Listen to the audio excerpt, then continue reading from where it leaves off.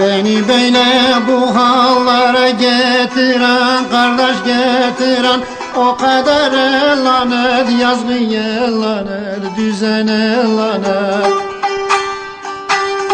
Böyle acılarla ömrüm bitiren o kadar lanet, yazgıya lanet, düzene lanet.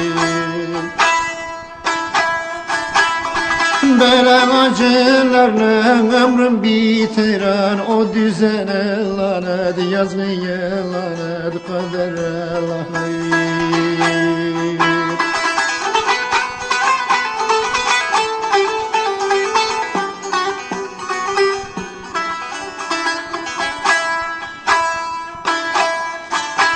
Eşimden, dostumdan, sevgiden mahrum,